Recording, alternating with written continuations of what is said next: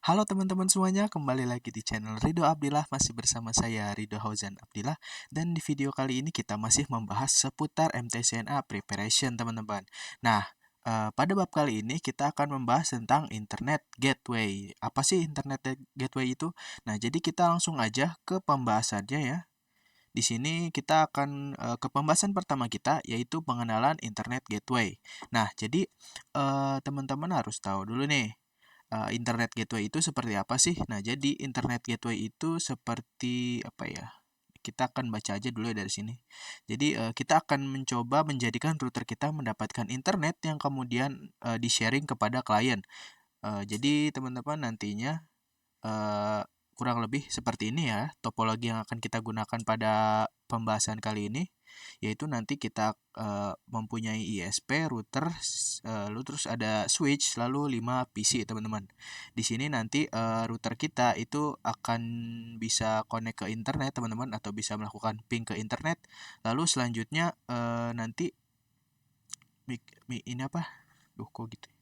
Nanti klien-klien ini teman-teman, yaitu PC-PC ini ya, nanti dia akan berperan sebagai klien, juga akan mendapatkan IP yang diberikan oleh Mikrotik teman-teman. Lalu setelah itu barulah nanti semua klien-klien ini bisa lakukan connect ke internet atau bisa melakukan ping 888 seperti itu teman-teman. Jadi mungkin untuk topologi yang akan kita gunakan itu kurang lebih akan seperti ini ya. Lalu, sehingga jika kita rangkum bahwa network environment kita bisa akses internet, baik dari sisi networking tools maupun sisi klien, teman-teman. Seperti itu ya. Nah, kalau sisi klien bisa internetan melalui mikrotik, maka router kita sudah bisa kita sebut sebagai internet gateway. Seperti itu ya, teman-teman.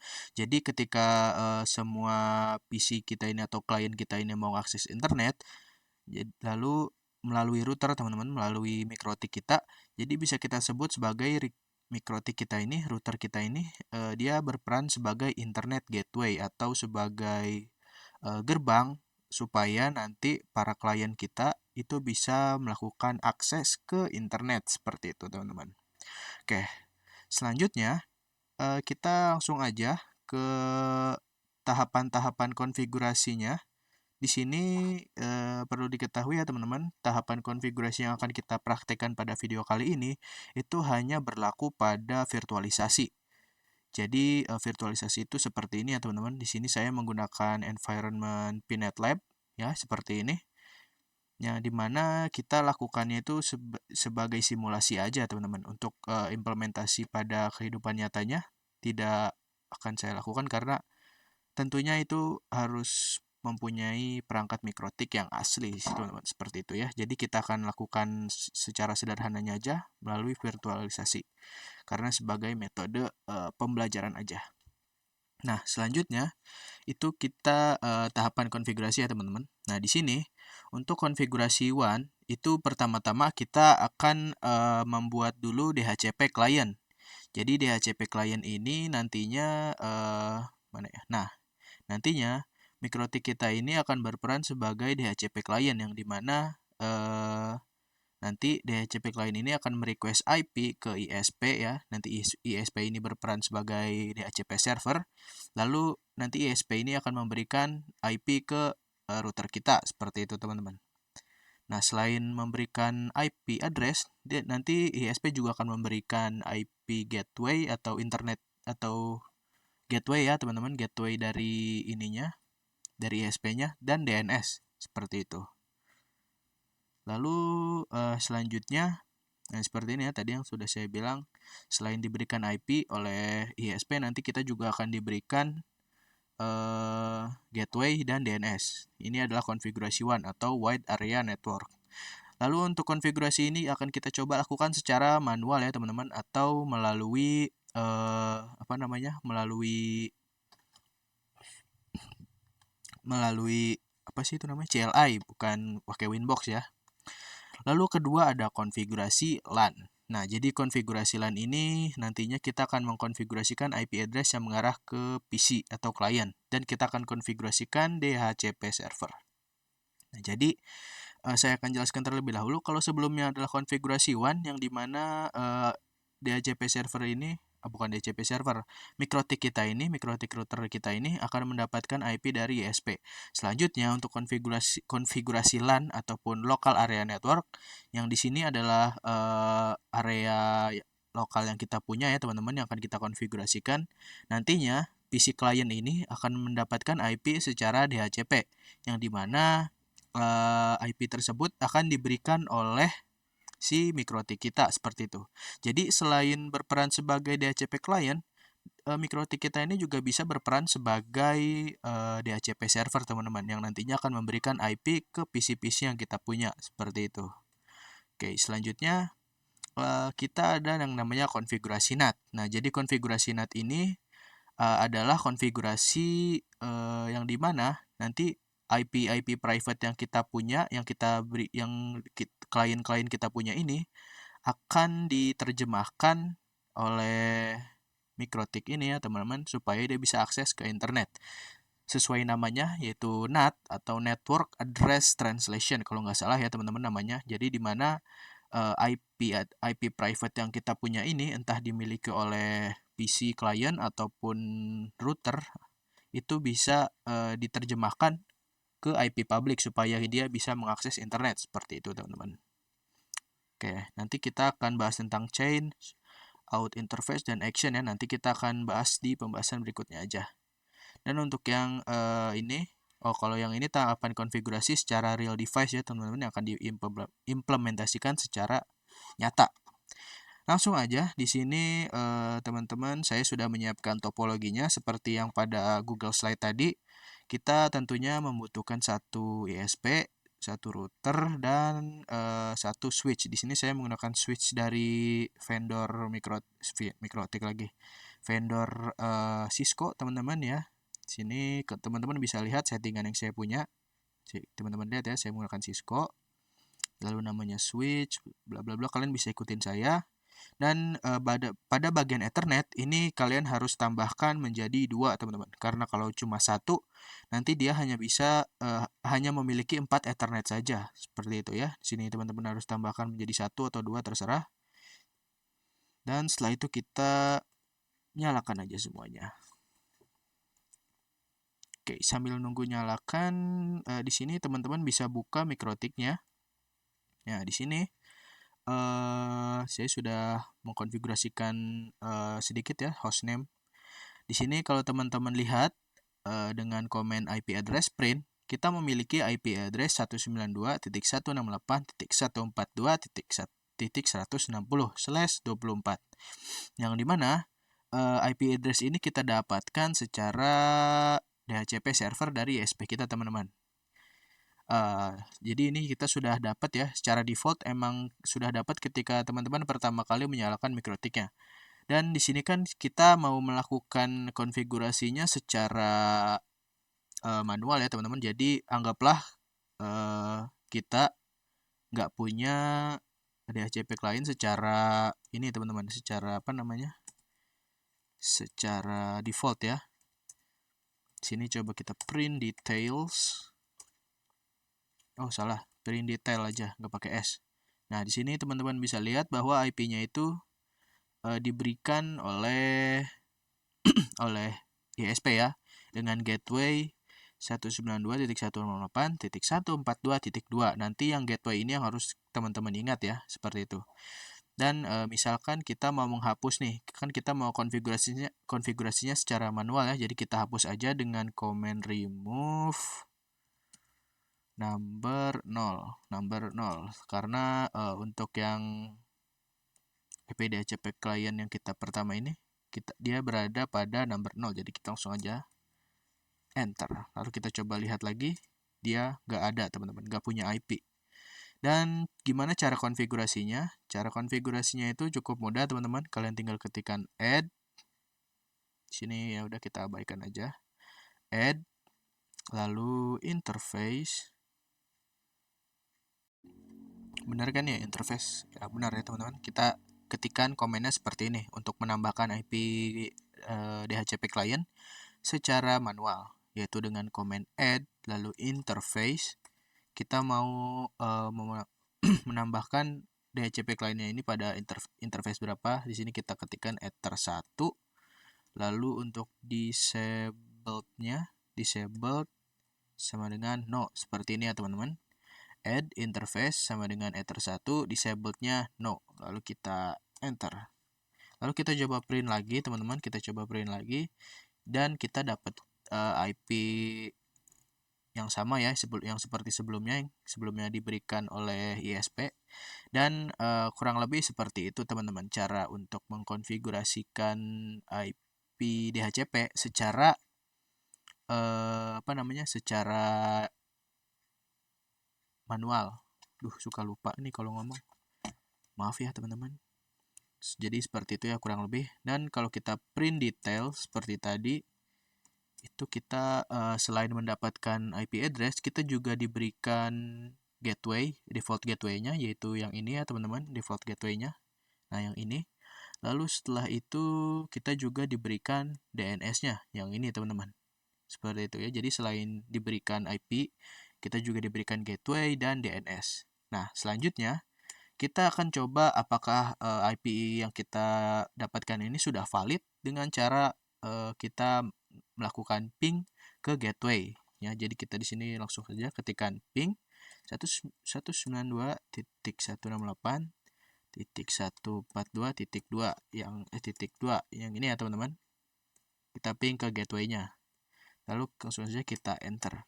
Apakah dia sudah replay? Ya, ini sudah replay berarti sudah berhasil. Dan setelah kita lakukan konfigurasi IP DHCP lain, kita juga akan coba lakukan ping ke internet. Apakah sudah bisa teman-teman? Ya, untuk ping ke internet ataupun ke Google, dia juga sudah berhasil teman-teman. Seperti itu ya. Jadi untuk konfigurasi WAN yang pertama, yang ini ya teman-teman. Nah, yang ini sudah berhasil ya. Kita sudah mendapatkan IP address dari ISP, gateway juga sudah, dan DNS juga sudah. Dan itu kita lakukan secara manual. Selanjutnya, kita akan mengkonfigurasikan LAN, di mana kita akan memberikan IP address kepada klien kita ataupun PC secara DHCP server, yang nantinya DHCP server itu perannya akan diberikan ke router kita. Nah, jadi langsung saja di sini. Ini apa sih? Itu video tutorial. Oke, jadi teman-teman bisa langsung aja buka Winbox-nya. Sini buka Winbox. Nah, ini ya teman-teman, buka Winbox dan di sini saya login ke Mikrotik-nya. Kita tunggu.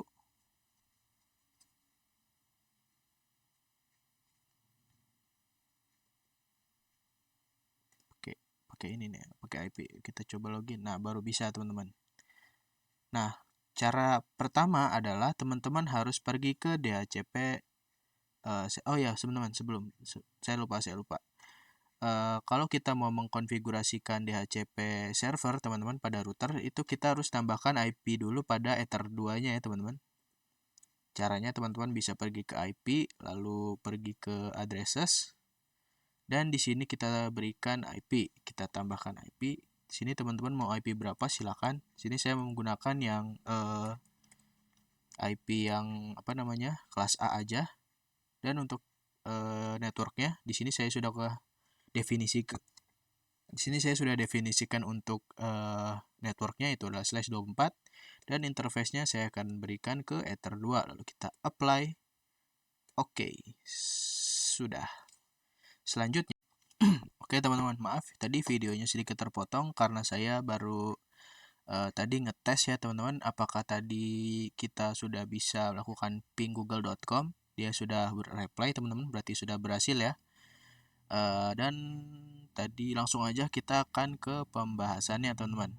Gimana caranya supaya kita itu bisa konfigurasi LAN ya. Nah, yang ini konfigurasi LAN. Di sini kita akan coba buka PC kita dulu ya teman-teman. Di sini kita coba lihat IP yang kita punya pada PC pertama kita dengan command show IP. Di sini bisa teman-teman lihat bahwa kita nggak punya IP teman-teman ya untuk PC kita yang pertama, karena IP-nya itu belum diberikan oleh DHCP atau DHCP server lagi. Benar sih. Oleh DHCP server ataupun MikroTik kita. Di sini kalau teman-teman untuk komen minta IP-nya, teman-teman bisa ketikkan IP DHCP. Nah, di sini kalau kita ketikkan IP DHCP, itu dia akan muncul DDD. Apa maksudnya? Jadi kalau DDD ini dia itu belum menemukan apa ya teman-teman? Belum menemukan DHCP servernya. Yuk tuh bisa teman-teman lihat. Can find DHCP server, berarti dia belum menemukan DHCP server. Itu berarti kita belum konfigurasi DHCP server ya. Di sini juga sama teman-teman, nggak bakalan bisa. IP DHCP dia akan DDD, gagal teman-teman. Sini kita nyalakan dulu aja semua PC-nya ya.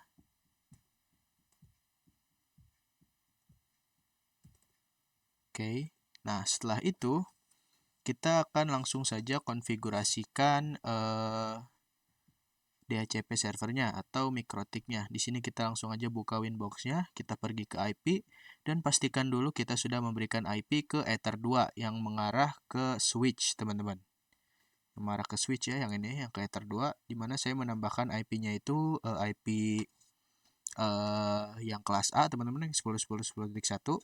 Dan selanjutnya teman-teman bisa pergi ke menu IP dan teman-teman pergi ke menu DHCP server. Nah, nanti di sini kita bisa melakukan konfigurasi DHCP servernya ya. Dan untuk konfigurasi secara cepatnya, di sini teman-teman bisa pilih yang DHCP setup. Ya, jadi teman-teman bisa pilih ya, kalau mau konfigurasi DHCP bisa dari sini ataupun bisa dari sini juga. Tapi saya lebih prefer yang pakai ini teman-teman karena lebih cepat.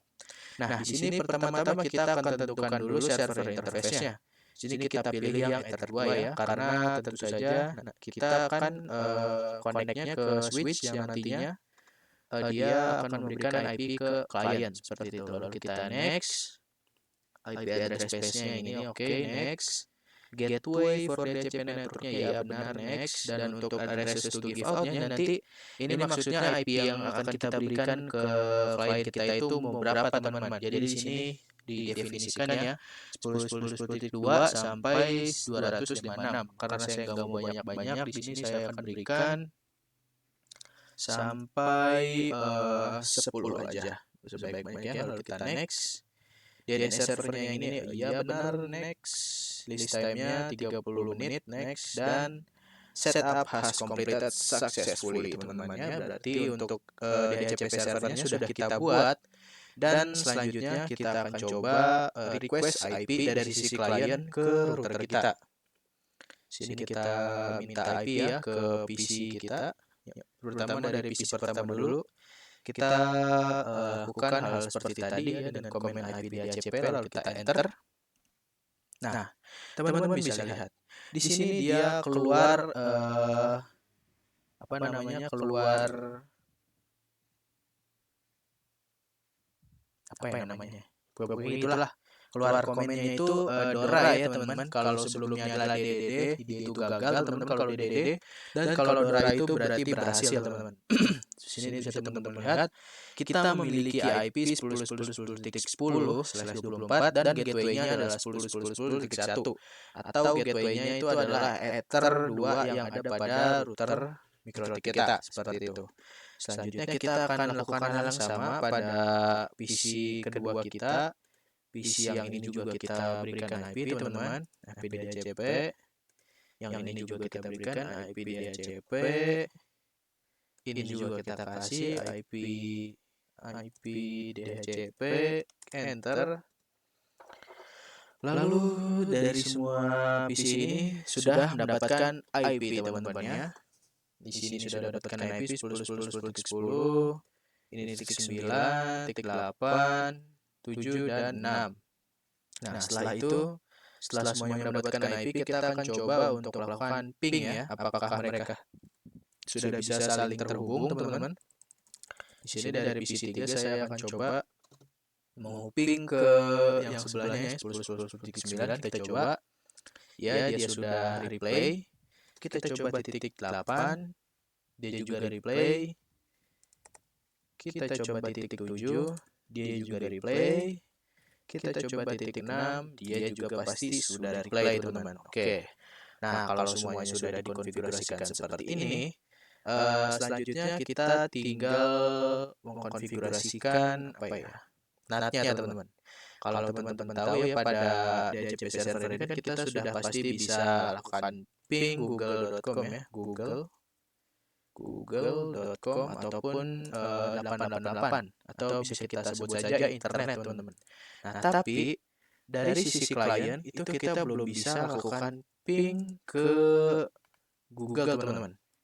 Di sini kita coba ping 888 dari PC3 atau PC pertama kita. Dia munculnya reply timeout. Berarti dia belum bisa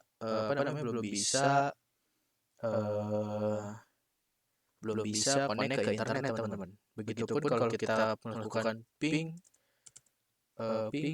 google.com ya, pasti nggak bakalan bisa. Cannot resolve google.com. Nah, itu kenapa? Karena IP private yang kita punya pada jaringan lokal ini itu belum dikonfigurasikan lagi. Maksudnya belum diterjemahkan melalui NAT ya teman-teman. Belum diterjemahkan jadinya dia nggak bisa connect ke internet teman-teman. Seperti itu ya. Jadi selanjutnya kita akan coba untuk konfigurasi NAT. Halo, tes. Ini suaranya udah benar apa? Oke, teman-teman. Oke. Jadi kita langsung aja lanjut. Maaf ya teman-teman kalau videonya itu agak bukan ngebug sih. Suaranya teman-teman kayak mikrofon apa ya? Kayak mikrofon hajatan suka nggak jelas ini kadang. Tapi tadi saya sudah reset lagi. Nggak tahu ini mikrofonnya udah benar apa belum ya. Semoga aja benar, nggak ngadat lagi. Jadi langsung aja kita akan konfigurasikan NAT supaya nanti PC-PC klien kita ini bisa melakukan ping atau akses ke internet. Caranya adalah teman-teman pergi ke IP, lalu pergi ke bagian firewall. Nah, di sini ada menu yang namanya NAT. Kita pilih di sini, lalu selanjutnya kita tambahkan konfigurasi NAT-nya dengan klik tombol tambah ini. Lalu untuk chain-nya di sini terdapat dua pilihan, terdapat banyak pilihan teman-teman, ada 4 ya, ada DST-NAT, ada input, ada output, ada SRC-NAT juga.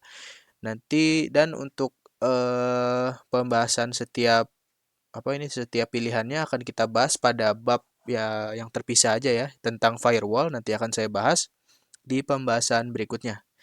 Tapi untuk sekarang, ketika teman-teman ingin melakukan internetan, sebaiknya pilih yang SRC-NAT aja. Lalu selanjutnya setelah kita konfigurasikan ini, dan untuk out interface-nya, di sini kita pilih yang Ether 1, teman-teman. Jadi out interface ini nantinya NAT-nya ini atau IP-nya ini akan keluar lewat mana, teman-teman? Maksudnya akan keluar menuju internetnya itu lewat mana, yaitu lewat Ether 1. Nantinya dia akan diterjemahkannya itu dari interface yang ada di Ether 1, seperti itu. Lalu teman-teman pergi ke yang action, dan untuk yang action di sini ada banyak banget ya teman-teman. Teman-teman pilih yang masquerade aja, yang ini ya, yang masquerade. Lalu kita apply dan oke. Nah, jadi maksud dari masquerade ini apa? Jadi masquerade ini maksudnya mungkin secara sederhananya adalah membungkus. Jadi membungkus ini maksudnya ketika semua IP ini, jadi ada 5 IP, jadi 1, 2, 3, 4, 5 klien ini kan mempunyai IP yang berbeda-beda, nanti akan dibungkus menjadi satu, yang dimana nanti menjadi satunya ini menjadi satu IP public. Jadi nanti dari VPC 3, 4, dan VPC yang lain ini ketika mau mengakses ke internet itu menggunakan IP public yang sama, seperti itu teman-teman. Oke. Setelah kita konfigurasikan, kita di sini coba ngecek nih apakah kita sudah bisa lakukan ping ke internet ataupun ke Google, yaitu dengan cara ping 888. Lalu kita enter, dan di sini teman-teman bisa lihat bahwa kita sudah bisa akses internetnya ya. Selanjutnya, di sini kita coba juga untuk melakukan ping google.com apakah sudah bisa. Ya, untuk ping google.com di sini juga sudah bisa. Setelah di yang VPC 1 sudah, Kita coba lakukan ping ke internet dari PC yang berbeda. Ya, ini juga sudah. Dari PC 5 juga kita coba ya teman-teman, ping 888. Oke, sudah. Yang ini kita coba juga ping 888. Ini juga sudah. Dan yang VPC 7 juga ya. Kita ping 888. Kita enter. Oke. Jadi untuk pembahasan NAT sudah selesai ya teman-teman. Jadi setelah kita konfigurasikan NAT, yaitu mentranslatekan IP private yang kita punya pada jaringan lokal kita ke IP public supaya kita bisa mengakses internet. Ya, jadi setelah kita konfigurasikan NAT pada MikroTik routernya tadi, kita sudah bisa mengakses internet ya, baik itu dari sisi MikroTik ini, sisi router teman-teman, ataupun dari sisi kliennya itu juga sudah bisa konfigurasi maksudnya bisa akses ke internet ya teman-teman, seperti itu. Case. Jadi saya anggap untuk pembahasan internet gateway sudah selesai. Yeay. Oh ya. Saya lupa teman-teman. Saya ada yang mau saya tunjukin ke kalian. Ada yang namanya itu Natrix ya. Jadi saya akan coba demonstrasikan untuk kalian Natrix itu seperti apa. Jadi di sini kalau teman-teman buka ya pada konfigurasi yang pertama, kita pergi ke general, itu ada yang namanya SRC address. Jadi SRC address ini, nah kita akan coba lihat aja ya pada sini. Nah, jadi Natrix ini NAT hanya untuk user tertentu. Jadi NAT-nya ini yang bisa akses internet itu hanya beberapa hanya beberapa PC tertentu aja atau PC-PC yang kita definisikan pada router kita. Jadi bisa lakukan definisi IP pada SRC address seperti itu teman-teman. Jadi pada bagian SRC address ini kita bisa lakukan definisi teman-teman. Jadi IP apa atau PC apa aja yang bisa lakukan konfigurasi. Maksudnya yang bisa melakukan ping ke google.com ataupun ke internet teman-teman. Di sini kita akan coba definisikan hanya IP dari PC 3 aja ya teman-teman, yang ini. Yang VPC 3 saja yang bisa melakukan ping ke internet. Di sini kita apply. Oke, sudah. Di sini kita coba ya dari PC 3 yang punya IP 10.10.10.10 yang ini. Kita coba lakukan ping 888, dia sudah pasti bisa teman-teman. Tapi apakah VPC 4 dan yang lainnya itu sudah bisa teman-teman? Kita coba ya. Di sini ping 888 kita coba enter. Oh, dia masih bisa teman-teman ya. Dia masih bisa lakukan ping. Oke, sebentar. Mungkin ada yang salah dengan konfigurasi saya. Oh, pantesan teman-teman. Di sini saya masukkannya 10.10.10.0 ya. Makanya dia bisa. Di sini kita definisikan 10.10.10.10. Kita apply. Jangan pakai slash deh. 10.10.10. Kita apply. Nah, baru bisa. Jadi nggak usah pakai slash ya teman-teman. Kalau slash nanti dia bakal berubah jadi 0. Oke, langsung saja di sini. Untuk yang dari VPC 3 yang memiliki IP 10.10.10.10 sudah bisa ya teman-teman. Apakah IP dari VPC 4 yang memiliki IP 10.10.10.9 itu bisa melakukan ping ke internet? Ya, request timeout. Itu berarti dia nggak bisa melakukan ping ke internet ya teman-teman, karena pada bagian search SRC address-nya itu kita sudah definisikan hanya IP 10.10.10.10 saja yang bisa ping ke Google lah ataupun internet. Di sini kita coba pada PC 5, dia juga gagal. Di PC 6,